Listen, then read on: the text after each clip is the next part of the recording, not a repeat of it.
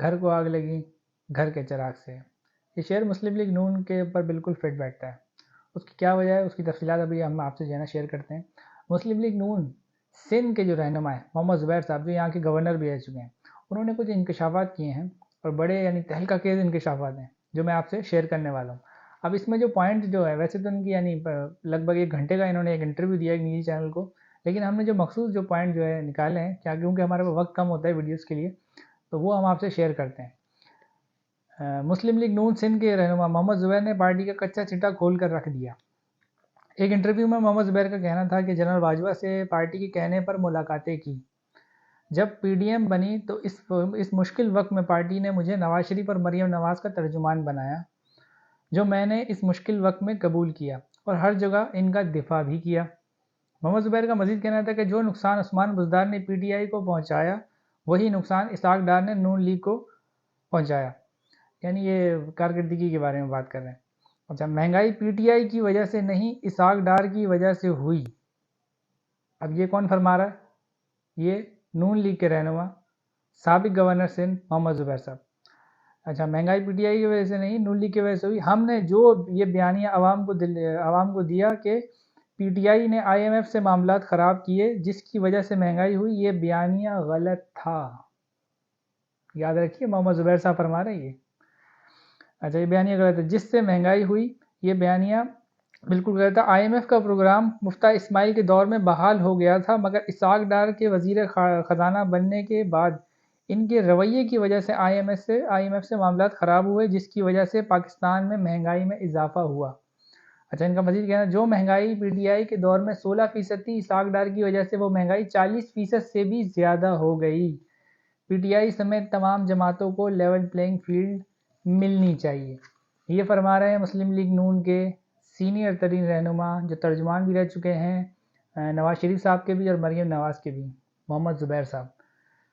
اب انہوں نے ایک بیانیہ تو دیا تھا اپنے دور میں کہ بھائی آئی ایم ایف سے جو ہے نا ان لوگوں نے جو تحریک انصاف والے تھے، انہوں نے معاملات خراب کیے، ان سے جو معاہدہ ہوا تھا وہ پورے نہیں کیا. یعنی یہ جو خود ہی بتا رہے ہیں، کوئی اور نہیں بتا رہا ہے، خود بتا رہے ہیں کہ یہ ان کی وجہ سے ہوا تھا. آج یہ خود ایکسیپٹ کر رہے ہیں کہ یہ ہم نے جو بیانیہ عوام کو دیا تھا، کہ یہ پورا یعنی پھر بیانیہ مکمل آپ دیکھیں نا کہ یہ ملک ڈیفالٹ ہونے والا تھا، یہ ہونے والا تھا، وہ ہونے والا تھا، تو وہ سب ہم نے جھوٹ کہا تھا. مطلب انہوں نے کہا نا وہ غلط تھا، تو جھوٹ ہوا نا جب آپ نے کہہ دیا. تو اس لیے میں نے شروع میں شعر پڑھا تھا، گھر کو آگ لگی گھر کے چراغ سے.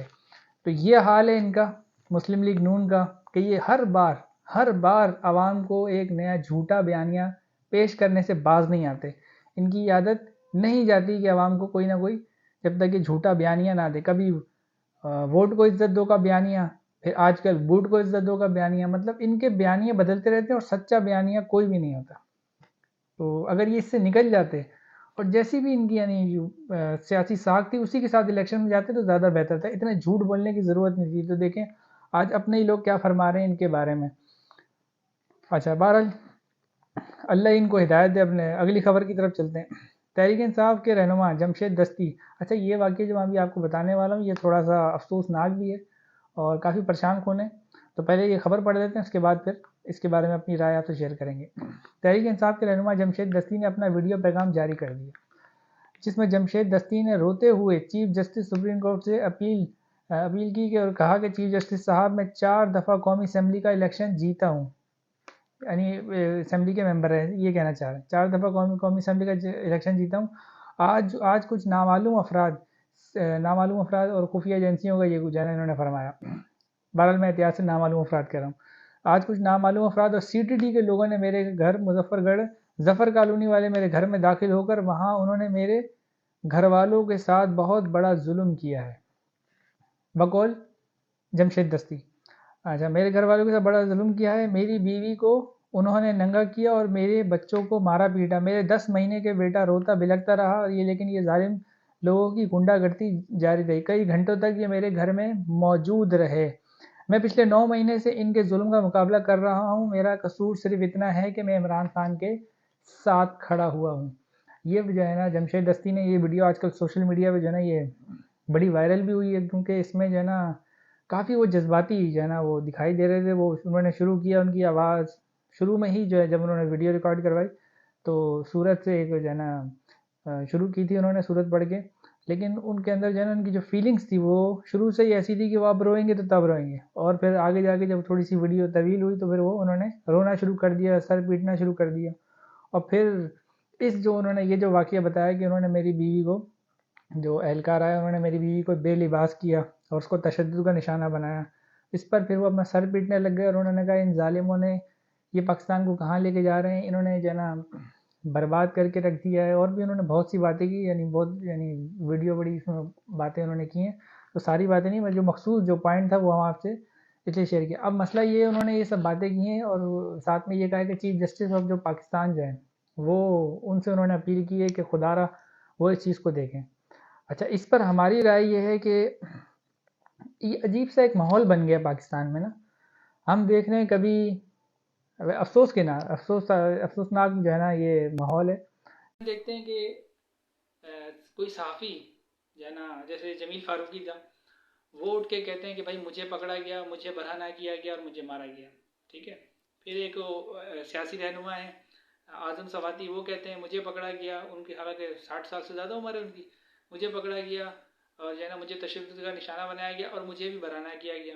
پھر شہباز گل صاحب بھی یہی فرماتے ہیں کہ میرے ساتھ بھی یہی رویہ اختیار کیا گیا، مجھے جو ہے نا برہنہ کیا گیا. اور بھی لوگوں نے جو اس طریقے کے جو ہے نا بیانات دیے، یہاں تک کہ عثمان ڈار کا جو ڈرائیور تھا اس کا بھی ایک جو ہے نا یہ آ گیا کہ پولیس میرے کو لے کر گئی، اس کی بھی ایک ویڈیو پڑی ہے سوشل میڈیا پہ، اور اس نے بھی جو ہے نا مجھے تشدد کا نشانہ بنایا اور کہا کہ عثمان ڈار کے خلاف جو ہے نا بیان دو، نہیں دو گے تو پھر جو ہے نا تمہارے ساتھ یہ کریں گے وہ کریں گے. اور پھر مجھے جو ہے نا برہنہ کر کے تشدد کا نشانہ بنایا، اور جب میں نے بیان نہیں دیا تو پھر انہوں نے کہا بھائی یہ سب بقول ان کے، عثمان ڈار کا جو وہ تھا ڈرائیور تھا، چوکیدار تھا، جو بھی تھا، میرے کو صحیح سے یاد نہیں آ رہا، بہرحال ان کا کوئی یعنی نوکر ہی تھا وہ، کہ اگر تم نے یہ کام نہیں کیا تو پھر ان کو فرماتے ہیں کہ انہوں نے کہا کہ پولیس والوں نے جو ہے نا کچھ لوگوں کو کہا کہ جاؤ اس کی بیوی کو اٹھا کے لاؤ، اس کو برہنہ کریں گے، اس کی ویڈیو بنائیں گے، تب یہ جو ہے نا اس کو سمجھ آئے گی. تو وہ پھر ڈرائیور جو تھا ان کا وہ کہتا ہے کہ پھر میں جو ہے نا میں ٹوٹ گیا اور پھر میں نے رضامندی ظاہر کر دی اور میں نے 164 کا بیان ریکارڈ کروا دیا. تو اب اس پہ جو تشویشناک بات یہ ہے کہ پہلے یہ ہوتا تھا کہ بھئی ہمیں جو ہے نا اغوا کر لیا گیا، تشدد کا نشانہ بنایا. یہ جو برہنہ والا جو ہے نا ایک نیا معاملہ شروع ہوا ہے، تو اتنے سارے لوگ اس پر جو ہے نا یہ بات کر رہے ہیں، تو یہ بالکل یعنی ایک تحقیق طلب بات ہے کہ یہ ہو کیا رہا ہے پاکستان میں. یہ سب لوگ اس پر بات جو کر رہے ہیں اب، یعنی ایک کرے، دو کرے، تین کرے، اتنے سارے لوگ، پھر اس میں پھر کچھ نہ کچھ حقیقت تو پھر نظر آتی ہے. اور اس کی یعنی تحقیقات کی جائیں کہ یہ ہو کیا رہا ہے، یہ کس کو شوق چڑھ گیا ہے لوگوں کے کپڑے جو ہے نا اتارنے کا، اور جو ہے نا اب یعنی خواتین کے بارے میں بھی جو ہے نا اس طریقے کے معاملات آ رہے ہیں، ان کے لیے بھی جو ہے نا آوازیں اٹھ رہی ہیں کہ ان کے ساتھ بھی اس طریقے کا سلوک کیا جا رہا ہے. تو یہ کون ہے ایسا شخص، کون ہے یہ لوگ جو اس طریقے سے جو ہے نا لوگوں کو برہنہ کر رہے ہیں اور تشدد کا نشانہ برہنہ کیوں کر رہے ہیں؟ ویسے تو تشدد بھی نہیں کرنا چاہیے، لیکن یہ کیا ایک نیا جو ہے نا ایک ٹرینڈ سا بنا لیا گیا ہے برہنہ کرنے کا. تو اب ان باتوں میں کتنی صداقت ہیں اور کتنے سچے ہیں کتنے جھوٹے، اس کی تحقیقات ہوں گی تو پتہ چلے گا نا. اب تحقیقات تو کوئی کرے، کوئی تو شروعات کرے. یہ سب لوگوں نے جتنے بھی معاملات ہوئے انہوں نے کہا کہ اس چیز کی، تو آپ اس کو یعنی میں تو یہی کہوں گا کہ بھائی اس پہ جو ہے نا ایک جوڈیشل کمیشن بنے، سٹنگ جج کا، ریٹائرڈ ججوں کا نہیں، اور بڑی کورٹ سے بنے یا ہائی کورٹ سے بنے یا سپریم کورٹ سے بنے، وہ اس چیز کو دیکھیں اور اس معاملے کو جو ہے نا دیکھیں کہ یہ کیا ہو رہا ہے. یعنی یہ تشدد اور یہ برہنہ کرنا اور یہ خواتین کے ساتھ بھی اب یہ معاملہ شروع ہو گیا، یہ کوئی اچھی علامت نہیں ہے. ایسی جب چیزیں جو ہے نا انٹرنیشنل میڈیا بھی دیکھتا ہے، جو بیرون ممالک لوگ ہیں وہ بھی دیکھتے ہیں، تو وہ کیا پاکستان کے بارے میں سوچیں گے.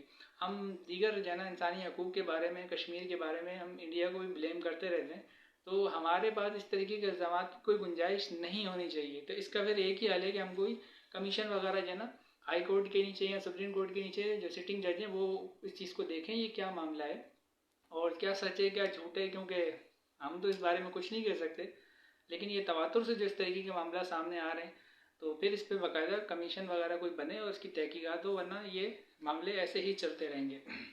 بہرحال یہ دو خبریں تھیں جس میں آپ کو جو ہے نا شیئر کرنی تھی، جس میں محمد زبیر والی خبر نون لیگ کے لیے تو اچھا شگن نہیں ہے، لیکن گھر کو آگ لگی گھر کے چراغ سے. بہرحال امید کرتے ہیں کہ جو ہے نا اگلی ویڈیو میں آپ سے مزید جو ہے نا خبریں شیئر کریں گے. اور آخر میں یہ کہیں گے کہ ہماری ویڈیوز کو لائک کیا کیجیے، کمنٹس کیا کیجیے اور شیئر کیا کیجیے اور چینل سبسکرائب کرنا نہ بھولیں. بہرحال اللہ حافظ. پاکستان زندہ باد.